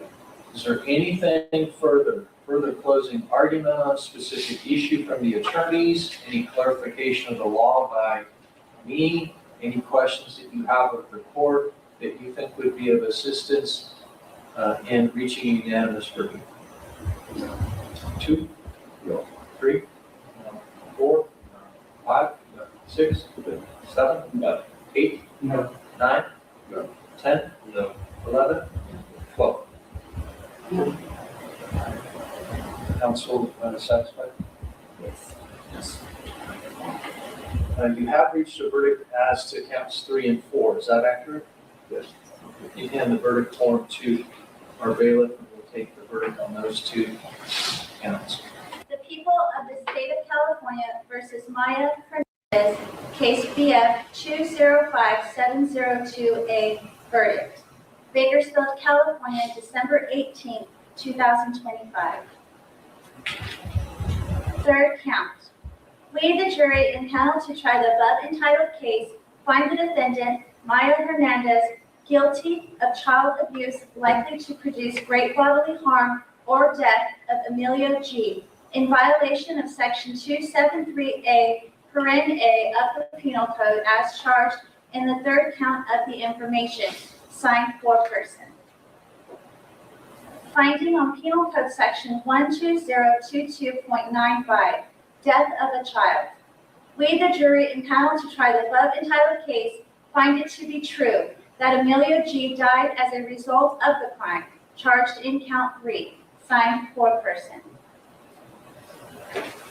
Fourth count.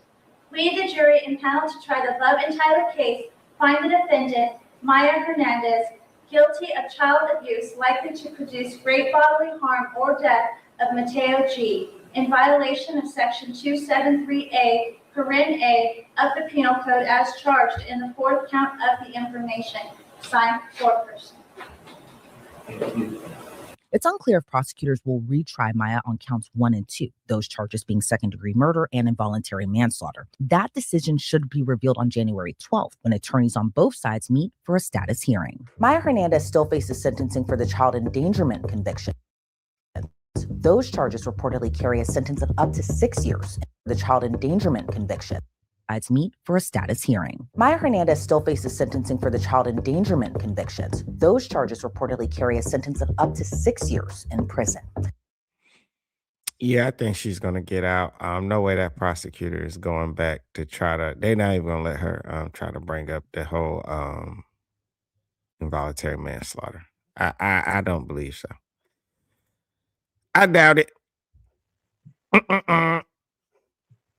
I doubt it. Wait, so wait. I might be kind of retarded today. So hold on, bear with me. So she didn't get found guilty of the murder too, nor the involuntary manslaughter. She just got found guilty of just some child neglect. Child endangerment. And let me see.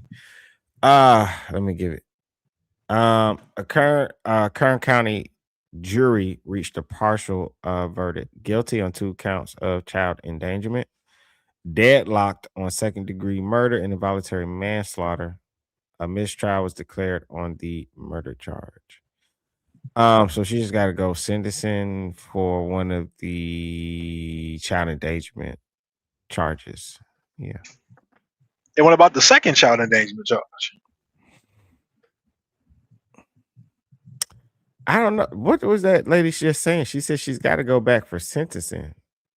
Let me see what she said. Yeah. Degree murder and involuntary. A, Paren A of the Penal Code as charged in the 4th count of the information. Signed, foreperson. It's unclear if prosecutors will retry Maya on counts 1 and 2, those charges being second-degree murder and involuntary manslaughter. That decision should be revealed on January 12th when attorneys on both sides meet for a status hearing. Maya Hernandez still faces sentencing. Oh my gosh, she got off. Those charges reportedly carry a sentence of up to 6 years in prison. Okay, yeah. So they didn't sentence her at all yet, but they have to meet back up to go over sentencing and status hearings and that stuff. Well, she got off basically because they got to retry her for the murder too and the involuntary manslaughter. No, she said it's unclear if they're even going to do that. They might not. So she got off, basically. Pretty sure I'm pretty sure they will work out a deal for that. To if the prosecutor, I don't think it would be worth or behoove her to even be retrial for that. I'm pretty sure they're going to sign some type of plea deal when it comes to that involuntary manslaughter thing. And yeah, maybe she do 4 years, 5 years, or something like that. Probably. Man. Bro, you gotta love our justice system, huh? Yeah, man. Yeah, I don't see her. Let's see. Yeah, I don't see her getting in into too much trouble, to be honest with you. She get to get her little probation, maybe, probably do a few months in the pen or something, get out, good behavior, get some probation, maybe some house arrest, enjoy that BBL she paid for. Whew, man, that's crazy. I know. Gotta love the court system. Definitely sad. Man, I thought this was such a catchy title. Cosmetic filler child killer. I was like, you know what? They too much. Whoever. Who did that, Long Crime? Court TV. Court TV? They ain't right. Court TV down bad. Yeah, it's like a cosmetic filler child killer. Like we begin tonight with your 17 court watch. Trial continued today for the Visalia woman charged with murder in the hot car death of her toddler. Police reports say 20-year-old Maya Hernandez was getting lip fillers at a cosmetic spa in Bakersfield as her 1-year-old boy succumbed to the summer heat. Hernandez took the witness stand today in her own defense. 17's Connor Dorr has been following this case from the onset and is outside the Kern County Courthouse with the latest. Connor, good evening.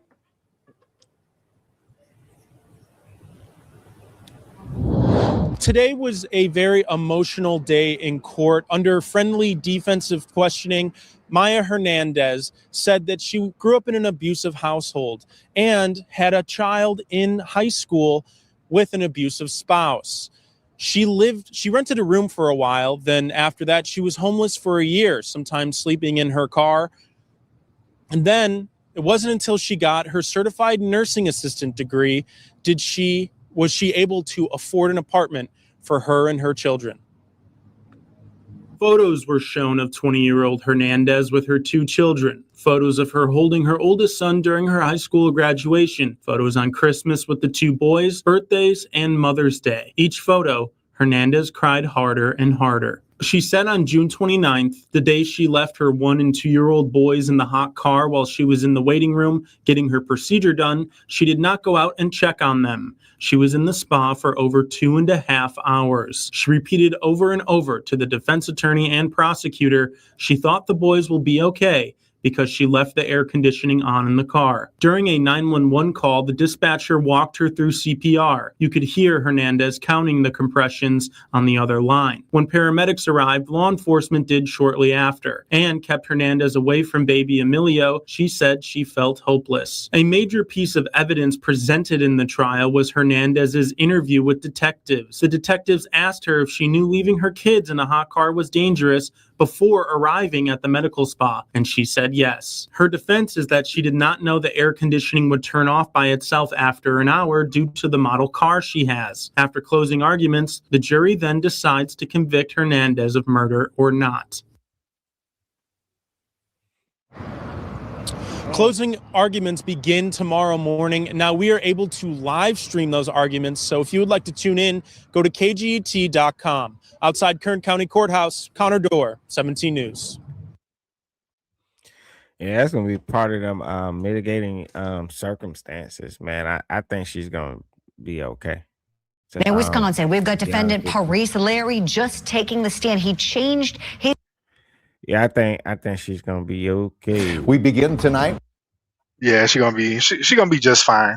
I love how Court TV try to mitigate this and give us her entire little backstory and stuff like we supposed to care.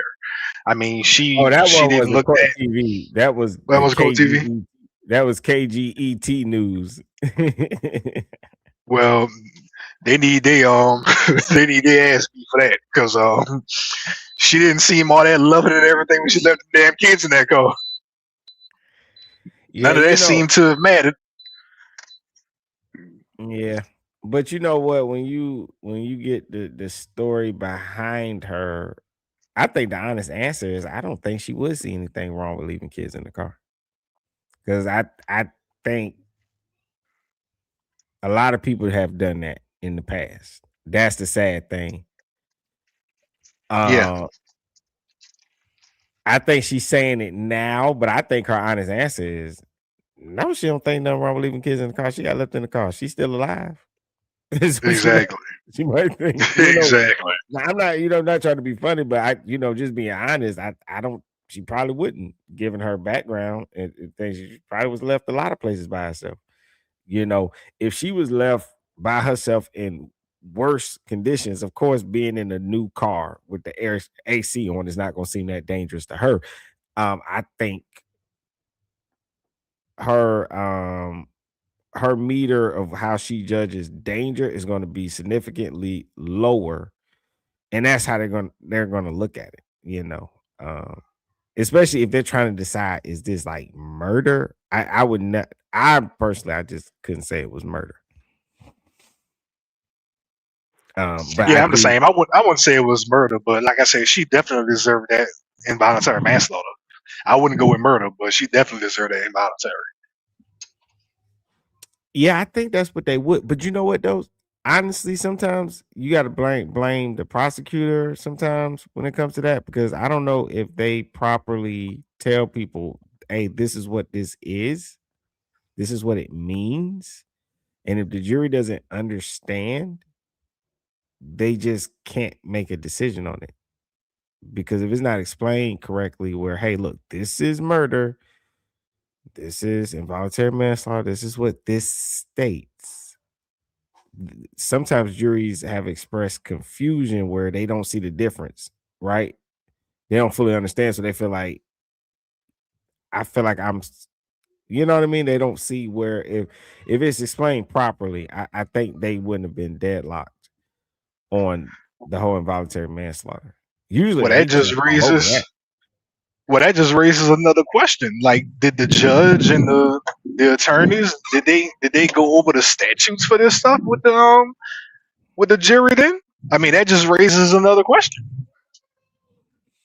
Yeah, I think there was a disconnect because the judge read too says, I feel it would make no difference for us to reconvene. That's what the jury says. It would make a difference. You know, there was a disconnect or something. There was a disconnect, and I just think it's a waste of the taxpayers' money as well, going through this court case, and then to say, well, will the prosecutor retrial? I don't think the prosecutor is going to retrial. They might pump fake and try to sign like some plea deal or something like that. I don't think they're willing to do that. They should have handled that. They Right, should have. exactly. Should handle that then. They should have sat them back down, explained what it is, what it means, and how it applies, and had them go back there and sit back down and vote again. Yeah, yeah, they had no reason to have been deadlocked on that because if they would have looked at the statutes, that that was clear cut involuntary manslaughter. That had to have been clear cut. The murder too questionable at best, but the involuntary, nah, absolutely not. That was clear cut. Woman charged with murder in the hot car death of her toddler will wait a while longer to go to trial. Maya Hernandez is charged with murder, involuntary manslaughter, and 2 counts of child cruelty after 1-year-old Emilio Gutierrez was found unresponsive in her car outside of a medical spa on Real Road, June 29th. Hernandez told police she thought the children would be fine while she had her lip filler injections because she left the car running with the AC on. But investigators learned that model shuts off after an hour if no action is taken. The toddler was rushed to the hospital with an internal temperature above 107 degrees. And you could tell this is the beginning when the case, this is like brand new, because you could see her lips were still swollen around that time. And later died. Her second child survived. Today, Hernandez's trial was postponed to November 10th. Yeah.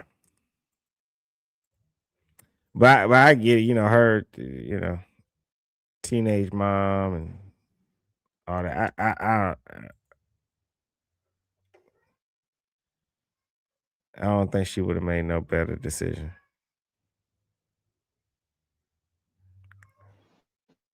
She's not ugly. That's crazy. Man, that plastic surgery, bro. Bro, like you said, bro, this got to be an addiction. Yeah, but but she's young and popping out them kids back to back and her stuff, it is going to affect her. She's essentially stuck as a teenager. This sounds like some dumb shit a teenager would do. Let me get lip filler so I could take pictures and whip my lips out and stuff. It's just like babies having babies, man. What they always say in the community, babies having babies, man. Just like, oh.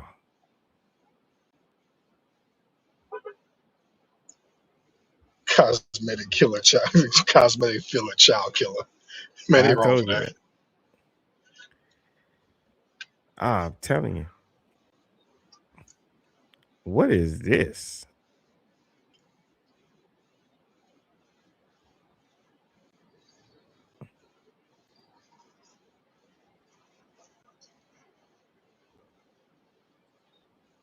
Young mother has been convicted of murdering her 2 daughters. This is from 6 years ago.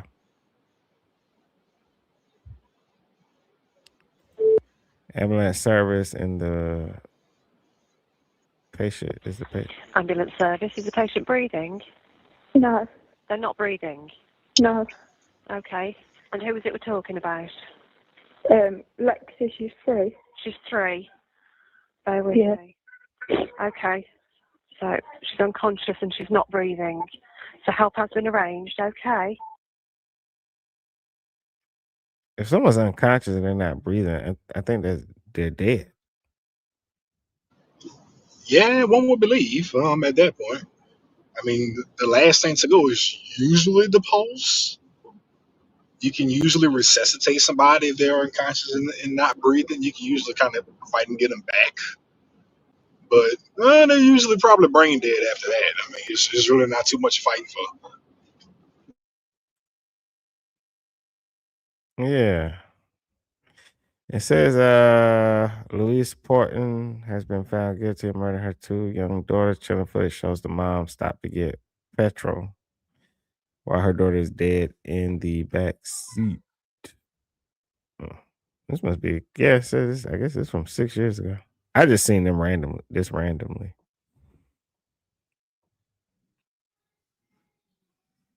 Prosecutor said the children got in the way of her sex life.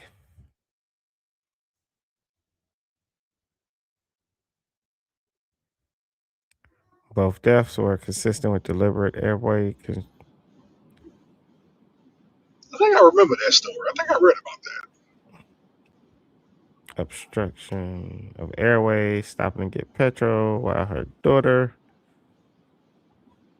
was already dead in the backseat of the car.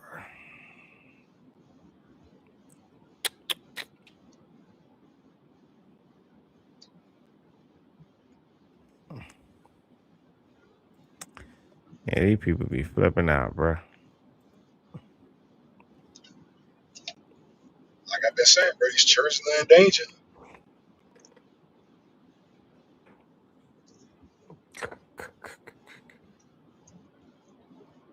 It almost seems as if the court's doing the bare minimum. That's insane. What up, Jay Brown? What do you say? My Cracker Barrel itching and stink.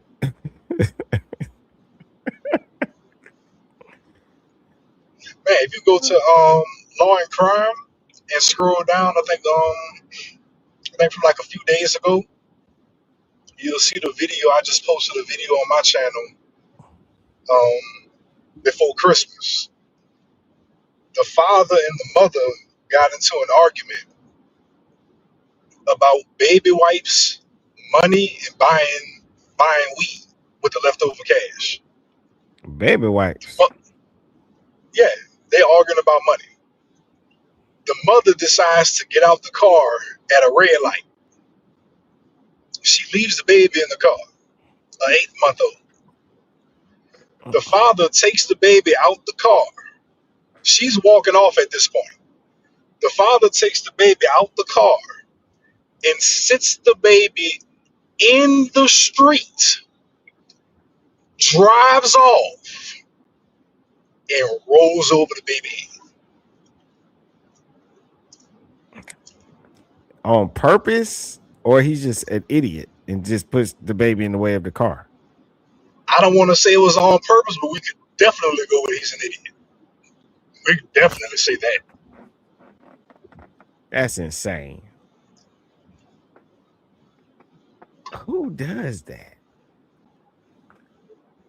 That's like when you did the story about the guy that got mad because he was losing in the video game and the baby was crying. He threw the baby against the wall. Yeah.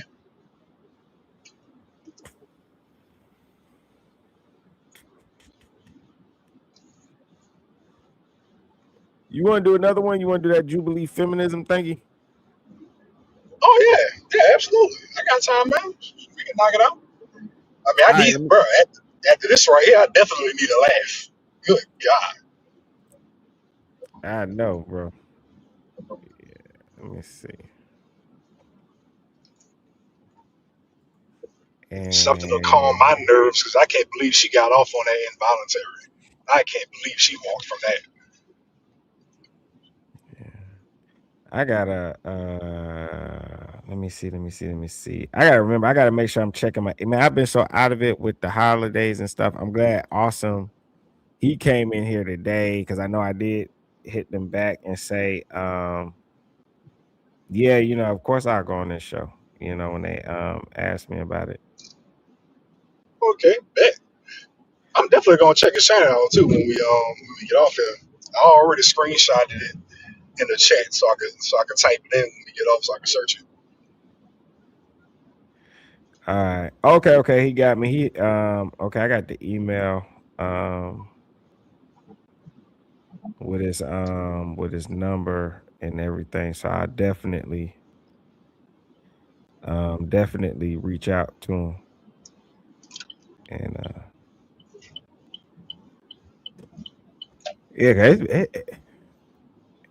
it's been busy.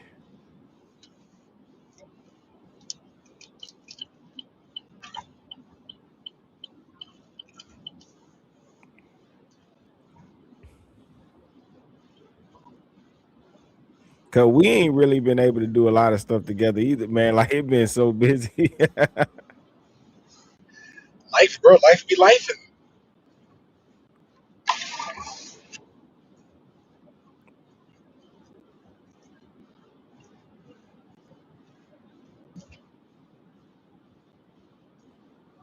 Yeah, I'm telling you, man. Oh my God.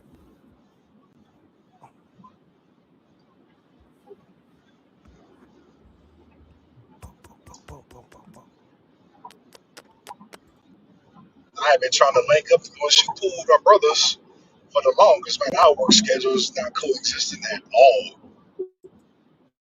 You say what? I've been trying to get out, go shoot pool with the brothers. Our work schedule just not coexisting. Or life be just be killing you. Yeah, man. I'm telling you, bro, it be like that. And this was Jubilee, man rights activists versus feminists. It's been so long, we forgot to do this. It's been a year, but it's cool. That's all right. That's all right. I haven't seen it. It's gonna be new to me. I can't Yeah, wait to hear this. I haven't either, man. I haven't either. And I know this one got what's just Jewel. I Prince, you ain't gotta click off and leave. I do not believe. So let me try this. Don't touch nothing. All right, y'all. We about to end this show and be right back. And we're gonna start another one. Yes, sir. Risky behavior.